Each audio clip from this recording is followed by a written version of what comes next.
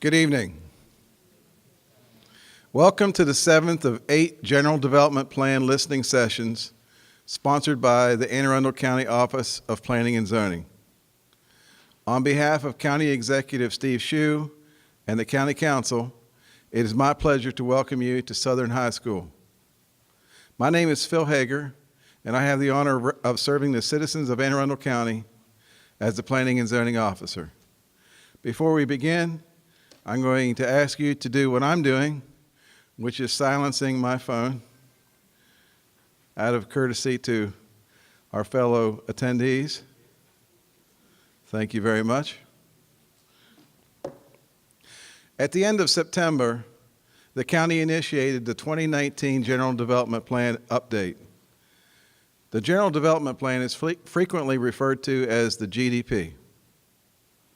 The GDP is Anne Arundel County's comprehensive plan. What makes it comprehensive? That is a good question. It's comprehensive because it's countywide and because it looks at diverse issues such as water resources, transportation, agriculture, economic vitality, the natural landscape, land use, and community facilities. All of these are interwoven together to produce a document that will include substantive recommendations, implementation mechanisms, and policy recommendations. The GDP will be used as a guidance tool for future actions, especially comprehensive rezoning and other plans within the county. Over the next year and a half, the county, with your assistance, will be hosting listening tours, conducting background studies and analyses, developing visions, evaluating alternatives, and formulating the elements that will become our draft plan.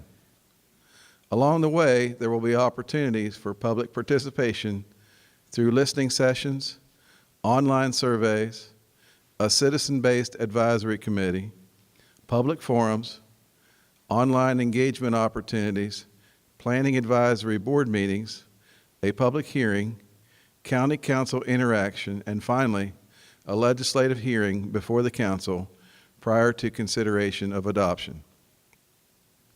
The purpose of tonight's forum is to provide you with an opportunity to share some of your thoughts, opinions, and concerns. We're going to do that through a variety of different mediums in an effort to allow participants to do so in a way that is comfortable for them. First, we will break out into a two-part activity to allow you to provide nonverbal feedback in two important areas, values and topics.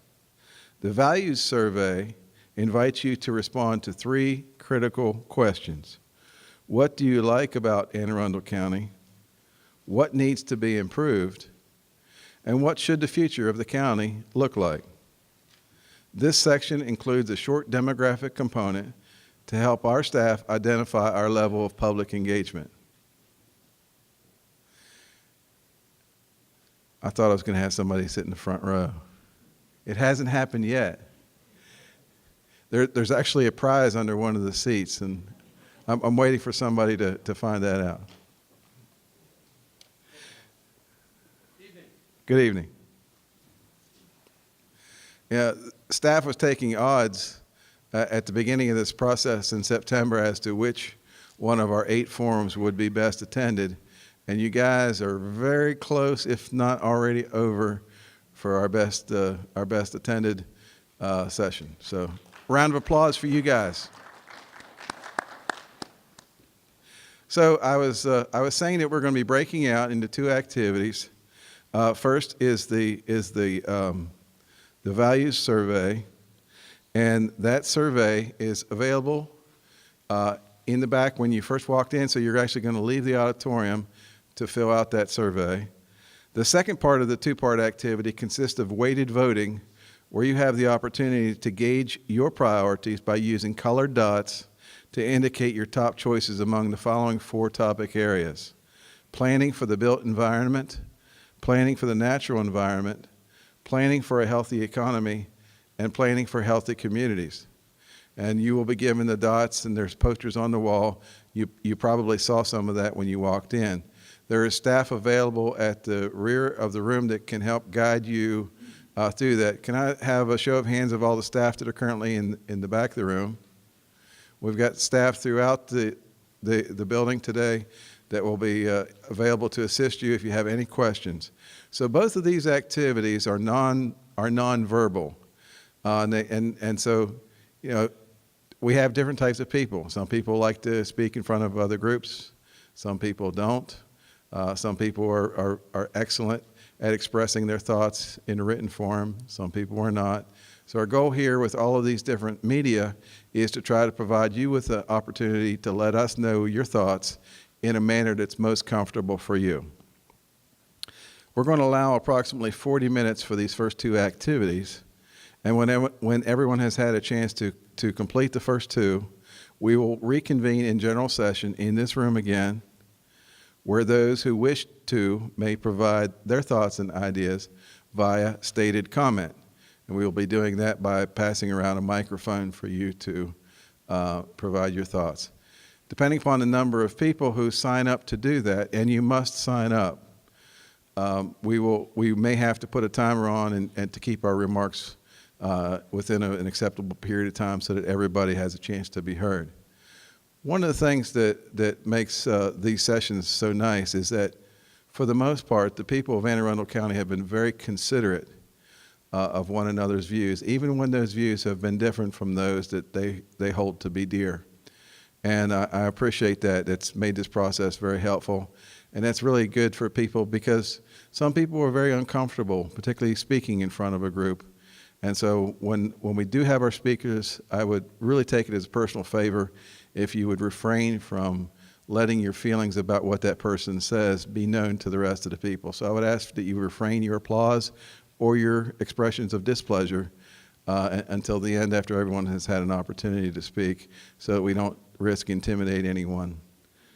So please remember, if you do wish to speak, and we've already had a number of people who signed in, sign in on that sheet. That way we'll know how many people to account for.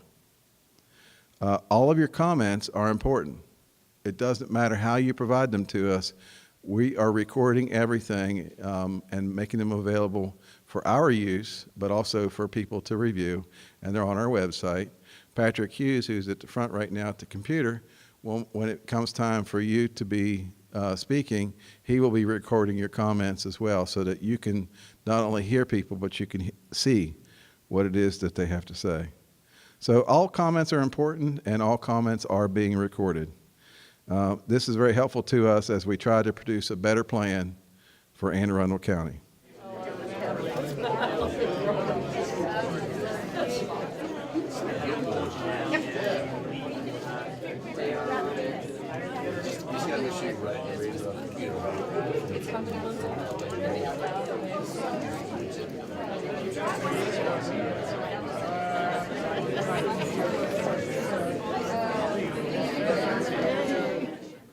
Welcome back, ladies and gentlemen.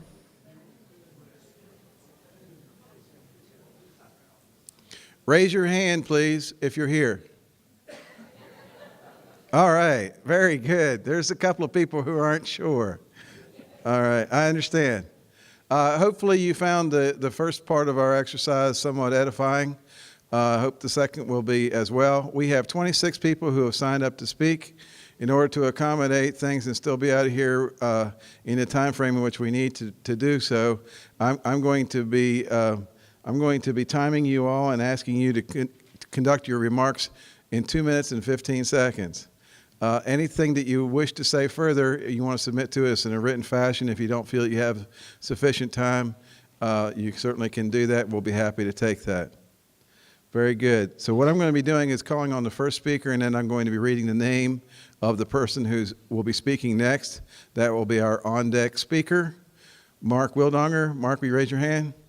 Mark's going to be coming around with a microphone, and you'll be able to speak your comments directly in there. I would ask that you stand so that we can all that we can all hear you. Before we begin this part, I did want to recognize the fact that tonight would not be possible without the assistance of a lot of different staff people, and I want to thank them for their time and for coming here tonight. They are all coming here. They don't know this, but they're not being paid to be here. Well, some of them are. Our staff include from the Department of Planning and Zoning, Cindy Carrier, Jean Tinsley, Andrea Gerhardt, Patrick Hughes, Jane Cox, and Lynn Miller.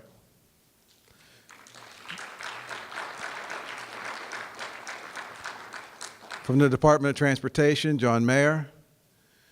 From the Department of Public Works, Chris Phipps. From Constituent Services, Pat Daly. And she's made it to every one of these so far. From Recreation and Parks, Barbara Polito. Thank you, Barb.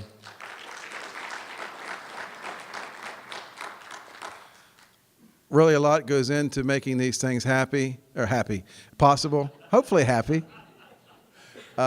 It would not be possible without the able assistance of our wonderful staff, and I do appreciate that very much.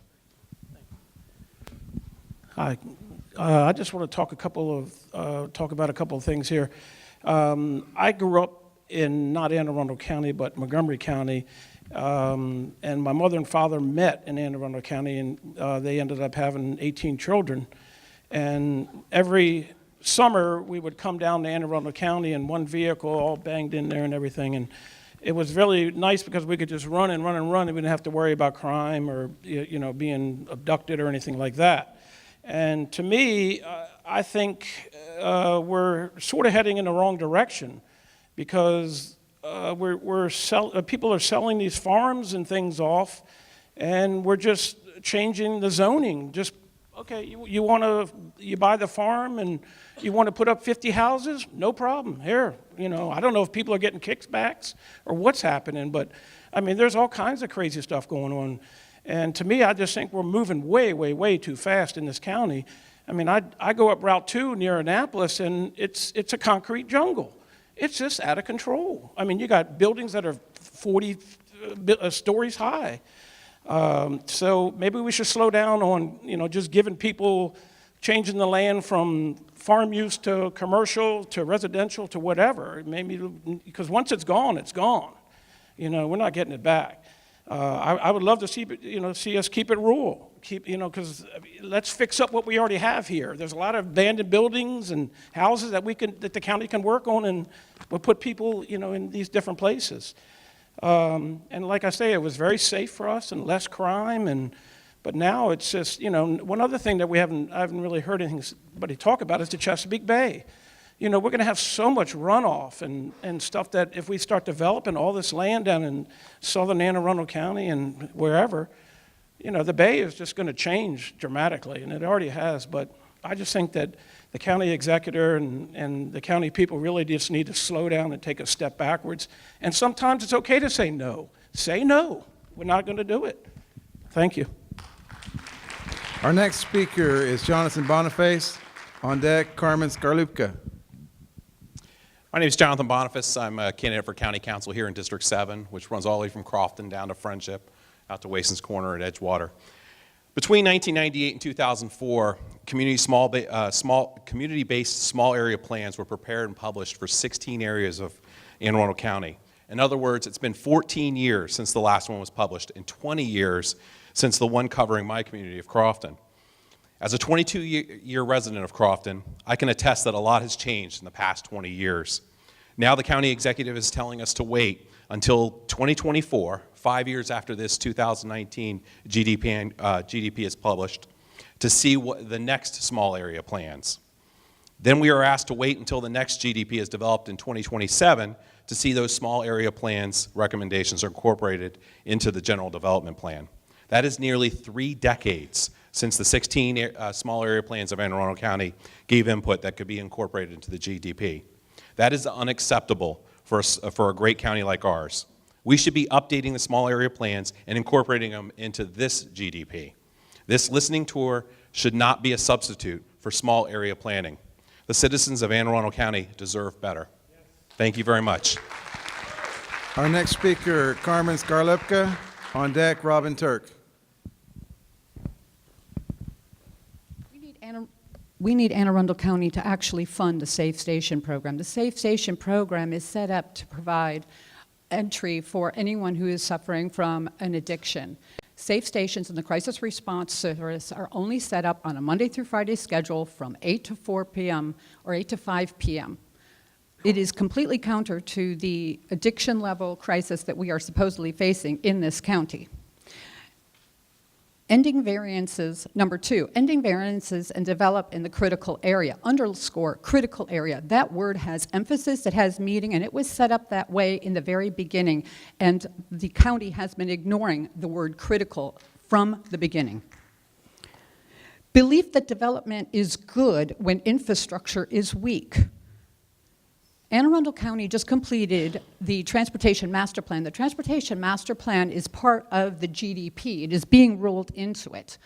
The major infrastructures and major intersections and infrastructure report, which was dated June 2016, covers, and by the way, Technical Memorandum 3 and 4 cover only South County. There were roads improvements made because from Mayo all the way to Davidsonville was considered an F artery. So was from Shadyside all the way to Shadyside to Churchton to Deal out to Tracy's Landing. It's also an F road. And in the Transportation Master Plan, there is absolutely $0 spent on this rural area. We are rural. When we create funding in this county and also at the state level, we are doing it to impose and improve everything in the urban area. And we are ignoring South County from a services perspective. The number of resources that are in South County are what make us not only precious, it makes us viable. The treasure of Anne Arundel County is this rural community. We have coastal communities that line up and down. We have large farms. We have agriculture. Out of these resources, we turn around and we can't even get a public transportation system down here to get our students up to AACC. By the way, you have seven campuses for AACC in North County, and there isn't even a satellite office here. We need to start aligning the services with the infrastructure, with the population. County Council District 7 is the largest physical landmass out of Anne Arundel County, and it is the least represented when it comes to services and access to services with the people who live here. Thank you, Carmen. I'm sorry. I would just like to add one more thing. We created the 3 small area plans known as South County, Edgewater Mayo, and Deal Shadyside. Those were not county documents or county doctrines. They were community-developed products that went in with a lot of intent and a lot of effort. Today, we don't actually need to update them at all other than to say we have larger population, less trees, less forestation, less habitat area, less preservation. But the county has increased the number of land that it owns in South County, buying up green spaces and greenways, but leaving for the residents something lesser. So please honor our intention, for our intention has not changed since 1997 when we started working on those. Thank you. Our next speaker is Robin Turk. On deck is Ann Wolf.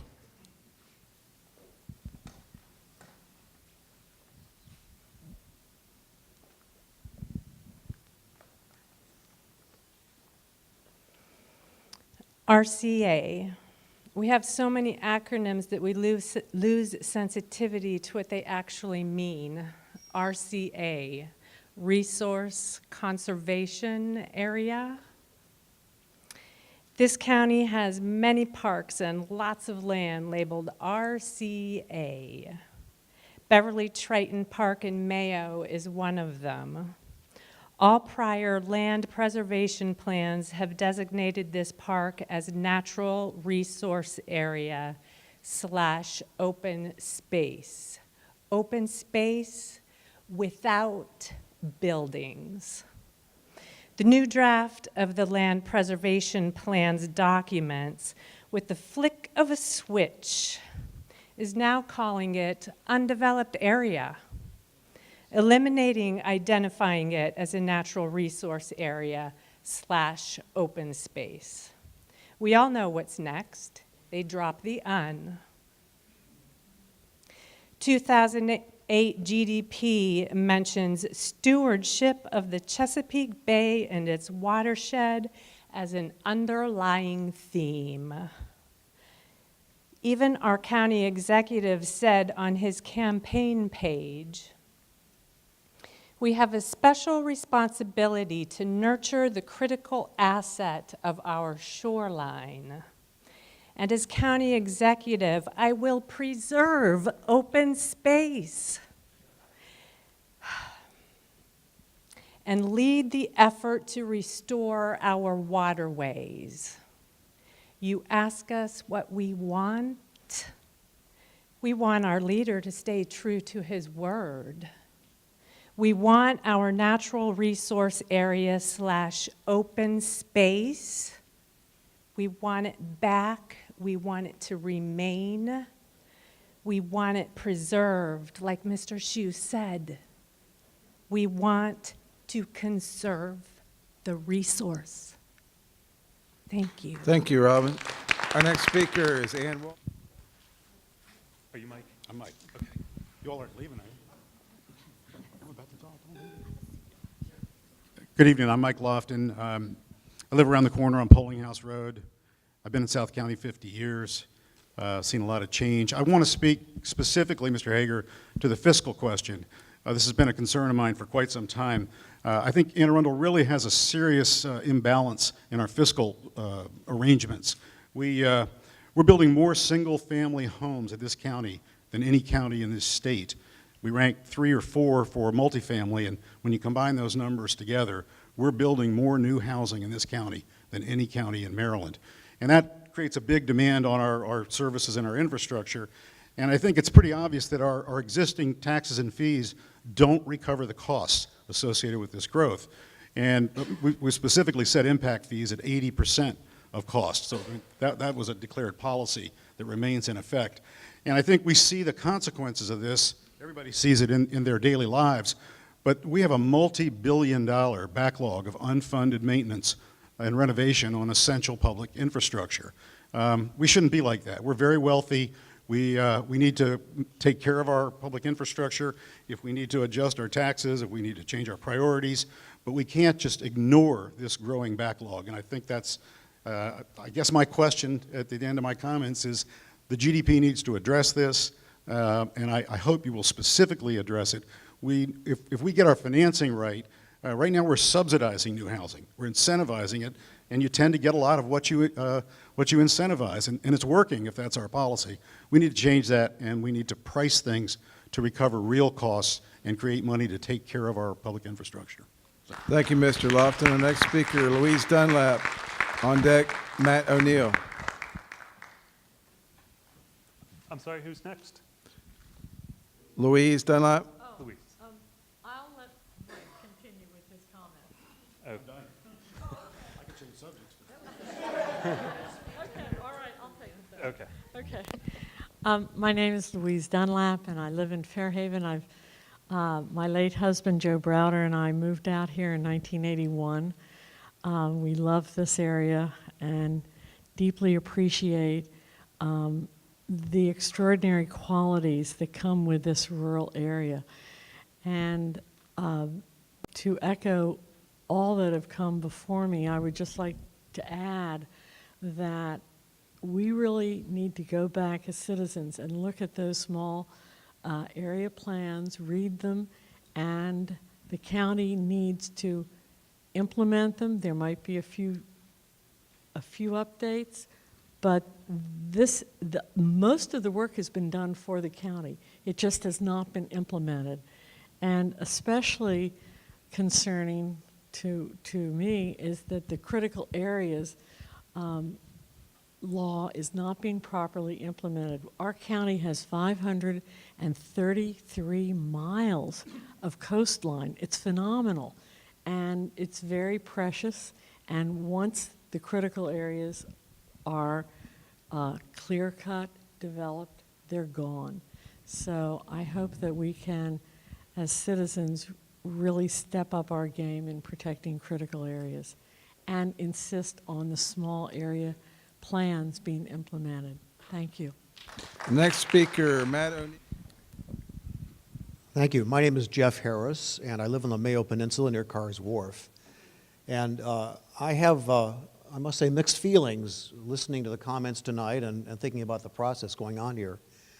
And that's with a background of a little over 45 years ago, I started my career with a degree in planning. And so on the one hand, I've been on the other side of the table here, and I appreciate the staff spending their time and their evenings to listen to the people who are here. And I think it's an important process, but it's a process that must not end with the talk. It must not end with the general plan. As several people have said, it has to be followed by concrete actions. And I think we've seen that from the history of the local development plans, including the one for my community, for Mayo Peninsula, we've had a lot of good ideas, and they've not been very carefully followed. If you look at the hallway here and how people have been voting with their dots, you'll see a pretty strong sentiment about how development needs to be managed. That should be the role of the general plan, but it has to be the role of how our elected officials guide the staff and what decisions they make when they're faced with actions for development and actions for infrastructure. The infrastructure must not only keep pace with development, it has to set the pace for development. And we certainly haven't seen that in this county. And I think given that this is an election year, the important thing as we walk out of this meeting is not just to continue to speak to the listening sessions, but to send messages to the people we elect about what decisions we want them to make to follow our intent. Thank you. Our next speaker is David Katz, followed by Paul Christensen.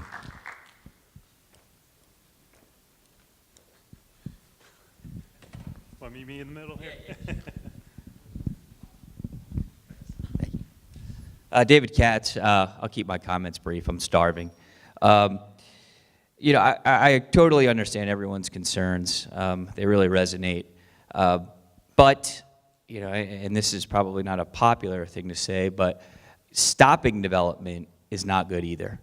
I think we're very lucky to live in this county. We have a very strong local economy, wage growth, job stability, access to the best resources.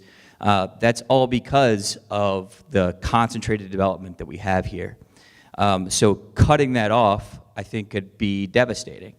I think that we need to provide planning and zoning staff through the GDP process tools to, you know, change our land planning with how the market is changing, encouraging mixed-use concentrated development, not this sprawl throughout the entire county, which just creates more traffic.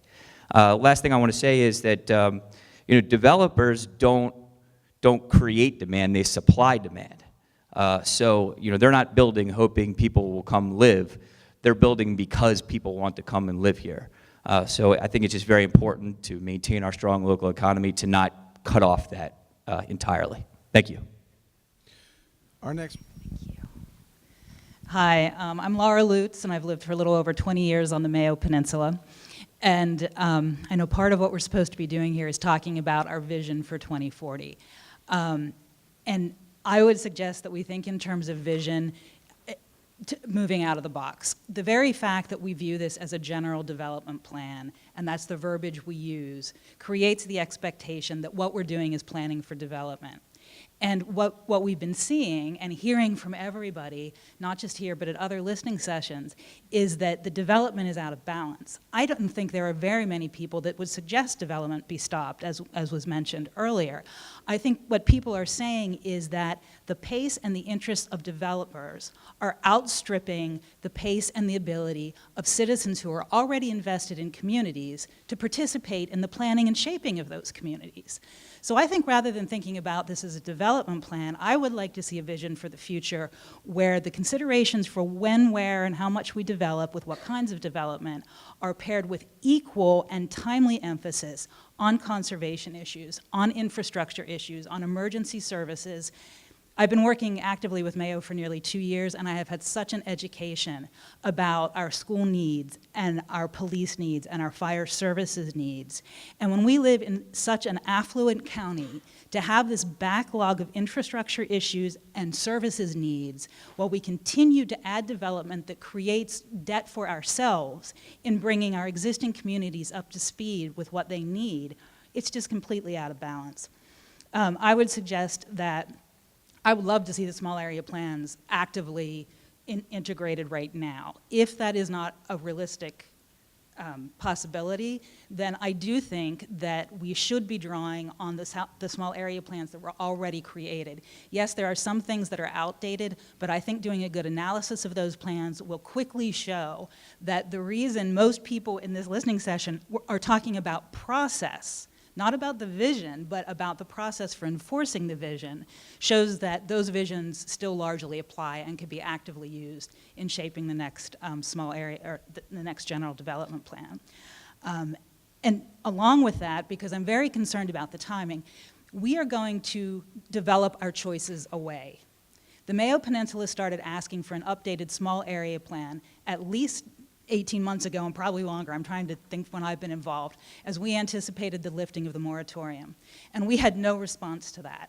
And now we're being told, I'm very glad that they're talking about updating the small area plans, but it's years down the road. So what happens in the meantime? I would suggest that we have a responsibility to stay in close communication with our county government and making our needs and interests and concerns expressed so that what is said is followed up with action. When the moratorium was lifted, we received a letter telling us to rest assured that there would be no large-scale developments on the Mayo Peninsula. Right now, there is a pending subdivision of one of the last intact tracts of forests in sensitive headwater areas that on the county's own map was targeted for conservation. And instead, we're looking at 55 houses. How does that add up? We have an APFO, which has been improved just recently, to set a threshold for when our schools are closed for further development. But if the developer waits for 6 years, regardless of the status of the school, and correct me if I'm wrong, but my understanding is the development proceeds. That's not a criteria, that's a waiting list. So while all of this is moving forward and hopefully reinvigorating public process, I think we all as citizens have a responsibility to ask for action sooner rather than later. Thank you.